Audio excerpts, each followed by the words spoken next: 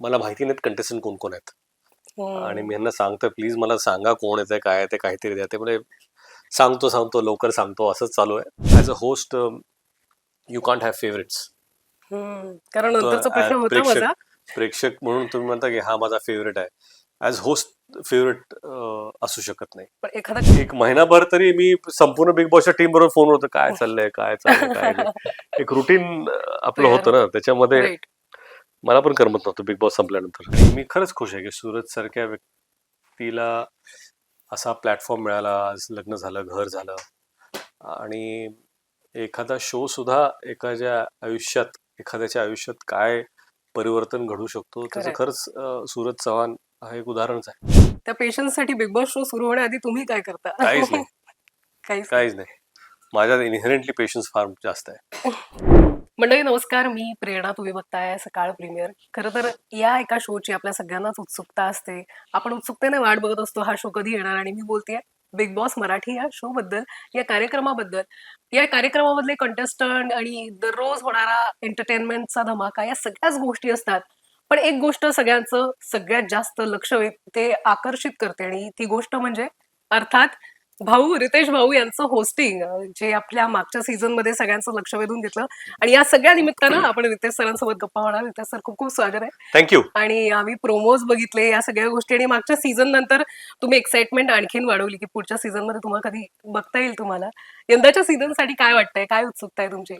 नाही मला उत्सुकता हीच आहे की कंटेस्टन्स कोण कोण असणार आहेत कारण गेल्या वर्षी खरंच छान कंटेस्टन्स होते आणि त्या सगळ्यांनी सीझन गाजवला हम्म. खऱ्या अर्थाने आणि सगळेच सेलिब्रिटीज होते आणि जेवढे सेलिब्रिटी होते त्याच्यापेक्षा जास्त त्यांना लोकांनी प्रेम दिलं.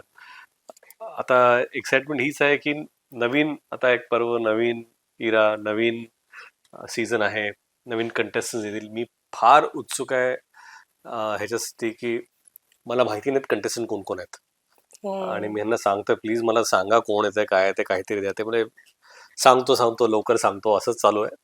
सो आय एम व्हेरी म्हणजे एक्साइटेड डायरेक्ट नो भेट होणार आहे एंट्रीच्या दिवशी. काय माहित बघू काहीतरी प्रयत्न करतो एक दिवस आधी तरी सांगा असं काहीतरी पण तुमचं जे काही बॉन्डिंग आहे कंटेस्टंट सोबत, स्पर्धकांसोबतचं जे काही कनेक्शन, तुम्ही जो बॉन्ड क्रिएट करता, ते कशा पद्धतीचं असतं, काय असतं ते?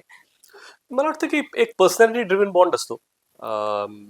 काही लोक जास्त तुम्ही जवळून पाहता हम्म. काही रिस्पेक्टफुली बघता काही मित्र म्हणून पाहता काही लहान भाऊ म्हणून पाहता तर it just depends on who the contestant ते कसे रिॲक्ट करतात बिहेव करतात त्याच्यावरती बॉन्ड तयार होतं. पण हो as a host you can't have favourites कारण नंतरचा प्रश्न होता प्रेक्षक माझा. प्रेक्षक म्हणून तुम्ही म्हणता की हा माझा फेवरेट आहे ॲज होस्ट फेवरेट असू शकत नाही. पण एखादा कंटेस्टंट आवडतो, अरे काय खेळतोय, पण त्यावेळेस मग काय असतं, काय करावं असं वाटतं? नाही कधी कधी आवडता खेळाडू पण जेव्हा चुका करतो तर प्रेमाने सांगावं लागतं बाबा इथं चुकलंय किंवा समजा एखादा असं म्हणजे काय असतं की प्रेक्षक म्हणून तुम्ही हे ठरू शकता की बाबा मी ह्या व्यक्तीसाठी रूट करतोय हम्म. परंतु होस्ट म्हणून तुम्ही म्हणू शकता मी ह्याच्यासाठी रूट करतोय. खरंय. होस्ट म्हणून तुम्हाला सगळ्यांना इक्वल प्लॅटफॉर्म देणं गरजेचं आहे अनबायस्ड आणि जेवढ्या ज्या प्रिझम मधून किंवा ज्या मॅग्निफाईंग ग्लास मधून तुम्ही सगळ्यांना पाहताय त्याच व्हिजन मध्ये तुम्हाला सगळ्यांना सारखं पाहावं लागतं. बरोबर आहे. फेवरेटिझम तुम्ही करू शकत नाही. खरंय. आणि तुमचं ते दिसतं, तो बॅलन्स मेंटेन असतो.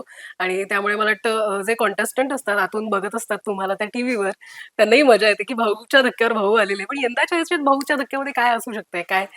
मागच्या वर्षी अनेक तुमचे बॉलिवूडचे जे मित्रमंडळी आहेत ते आले आणि त्यांनी धमाल केली मंचावर. होय बरेच बरेच लोक आले मला वाटते अक्षय आले कंगना आल्या होत्या. सो एक्साइटिंग सीझन झाला होता. यंदाच्या भाऊच्या धक्क्याची उत्सुकता आहे काय? काय यंदाचं काय प्रिपरेशन, काय वाटतं की आणखीन नाही मी गेल्या वेळेस पण as a host preparation format काय आहे तेच जाणून घेतलं होतं. आता तो मला कळलेला आहे. पण पण ॲज होस्ट प्रिपेअर मी करून जात नाहीये हं. कारण काय तुम्ही रिॲक्टिव्ह पर्सनॅलिटी असल्यामुळे जे जे काही आठवड्यात घडणार आहे 5 दिवसात त्याच्यावर तुम्हाला रिॲक्ट करायचं खरंय. किंवा त्याच्यावर गाईड ते जोपर्यंत घडत नाही तोपर्यंत तुम्ही काय रिॲक्शन देणार. हम्म. मागच्या सीझन मध्ये तुम्ही केल्यानंतर लोकांना प्रचंड आवडलं तुमचं होस्टिंग. त्यानंतर एक तुमच्या करिअरमध्ये एक वेगळ्या गोष्टी ऍड झाली बिग बॉस होस्ट म्हणून.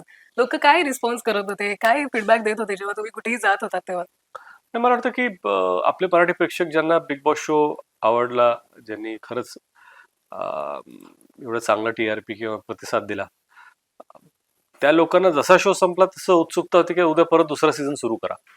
म्हणजे जे काय असतं, एक रुटीन झालं ना एखाद्या गोष्टीची, हो. तर ती तुटल्यानंतर असं वाटतं अरे यार मिस झालं, आता कसं. तुम्हाला करमत होतं? नाही, मला पण एक महिनाभर तरी मी संपूर्ण बिग बॉसच्या टीम बरोबर फोन होतं, काय चाललंय काय चाललंय काय नाही. एक रुटीन आपलं तयार होतं ना, त्याच्यामध्ये राईट. मला पण करमत नव्हतं बिग बॉस संपल्यानंतर. वा. यंदाच्या सीझन मध्ये काय कंटेस्टंट तुम्ही म्हणता तुम्हाला आतापर्यंत कळालेलं नाहीये, पण कंटेस्टंट मध्ये काय बघता, काय असतं जे तुम्हाला असं वाटतं प्लेअर व्हॅल्यू त्यांची आणखी वाढवतं एखाद्या स्पर्धकामध्ये? मला वाटतं इंडिव्हिज्युअल स्पार्क असणं फार गरजेचं आहे. अच्छा. तुमची पर्सनॅलिटी ही वेगळी असणं फार गरजेचं आहे. तुमचे आणि चूज करताना सुद्धा मला वाटतं की बिग बॉसची टीम जी आहे ती असे निवडते की एकसारखी पर्सनॅलिटीज तिथे नसाव्या. हम्म. कारण का एखादं सिच्युएशन प्रत्येक जण वेगळ्या प्रकारे रिॲक्ट केलं तर त्या गोष्टीची मजा असते किंवा त्या खेळाची मजा असते. सगळेजण सारखेच रिॲक्ट करणार असतील तर मग इट डझंट वर्क. हो. तर I am waiting for personalities, individual personalities चमकल्या पाहिजेत. हो. आणि ते बिग बॉसची म्हणजे खासियत आहे त्या शोची, ते तुमची खरी पर्सनॅलिटी बाहेर काढतात. जी. पण तुम्हालाही त्या मंचावर आल्यानंतर तुमच्या बऱ्याच गोष्टी एक्सप्लोअर करता येतात का? म्हणजे कधी कधी काही गोष्टी अशा घडतात की संतापही येतो पण आपल्याला नाही, स्वतःला करेक्ट. बॅलन्स ठेवावं लागतं. बॅलन्स ठेवावा लागतो. कधी कधी कधी कधी संताप येतो आणि समोर सिनियर व्यक्ती असली की आपल्याला म्हणतात थँक्यू. जसं तुम्ही हा. यंगस्टरवर बोलू शकता किंवा रागू शकता, तोच बॅरोमीटर तुम्ही सिनियर बरोबर ठेवू शकत नाही. खरंय. तर आम्हाला सुद्धा तो बॅलन्स ठेवावा लागतो. मागच्या सीझन मध्ये छोटा पुढारी त्याच्यासोबतची गंमत असेल किंवा सूरज चव्हाणला एवढं प्रेक्षकांनी प्रेम दिलं किंवा त्याच्यासोबतचं तुमचंही बॉन्डिंग आवडलं आणि तुम्ही खूप छान प्रेम दिलं सूरजला. आणि सूरजचं लग्न झालंय सर. होय, मी दिले त्यांना शुभेच्छा दिल्या माझ्या.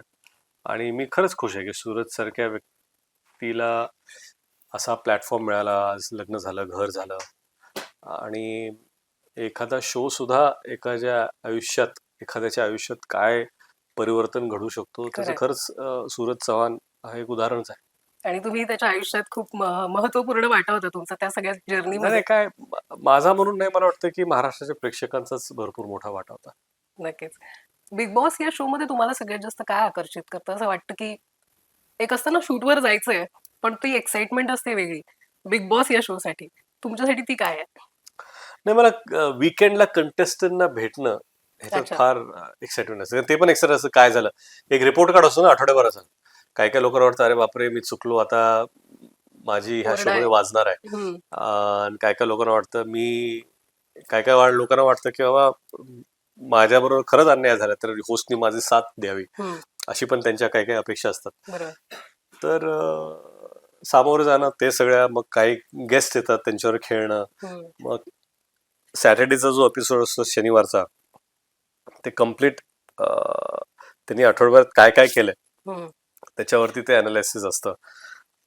आणि रविवारचा शो इज एंटरटेनिंग, त्यांच्यावर मजा मस्ती मजा मस्ती असते. करणं. राईट. पण काही स्पर्धक असतात की थोडे पेशन्स ठेवावे लागतात आपल्याला. त्या पेशन्स साठी बिग बॉस शो सुरू होण्याआधी तुम्ही काय करता? काहीच नाही, काहीच काहीच नाही. माझ्यात इनहेरंटली पेशन्स फार जास्त आहे. जनरली आजी काय म्हणतात, त्यांनाही हा शो आवडतो ना, अरे ते भरपूर, बघतात. ते भरपूर बघतात. त्यांना आवडतो. आम्ही दोघं आमचं रुटीन ठरलेलं असतं. हम्म. आता बरं 8 वाजता, मग 8 वाजता सुरू करून तरी बघायला मिळेल लगेच. हम्म. यंदाच्या सीझनचंही होस्टिंग करताना काय वाटत होतं? याही वेळेस तुम्हाला करावं असं वाटत होतं? काय होतं डोक्यात? नाही, मी माझ्या गेल्या सीझनचा एक्सपिरियन्स फार छान होता माझ्यासाठी, हम्म. म्हणून मी फार एक्सायटेड होतो की सीझन सुरू व्हावा आणि मी त्याला होस्ट करावा. वा. आणि तुमचा चित्रपटही येतो या वर्षात, त्यामुळे त्याही चित्रपटाची उत्सुकता आहे. तुम्ही किती उत्सुक आहात राजा शिवाजी या चित्रपटासाठी? शूटिंग संपलेली आहे, पोस्ट प्रोडक्शन चालू आहे. आम्ही सगळेच जोमाने काम करतोय. 1 मेला चित्रपटगृहात येण्यासाठी. म्हणजे आम्ही त्याबद्दल बरंच ऐकतोय. काही फोटोज वगैरे बघून आमची त्याही बाबतीत उत्सुकता वाढली. तर त्यासाठीही तुम्हाला शुभेच्छा सर. थँक्यू. आणि बिग थँक्यू. बॉस मराठीचं नवं सीझन येतंय. जी. अर्थात पुन्हा एकदा भाऊ आपलं मनोरंजन करण्यासाठी सज्ज आहे. रितेशजी तुम्ही वेळ दिला त्यासाठी खूप खूप थँक्यू. धन्यवाद आणि पुन्हा थँक्यू. एकदा शुभेच्छा तुम्हाला. थँक्यू. Thank you sir. थँक्यू.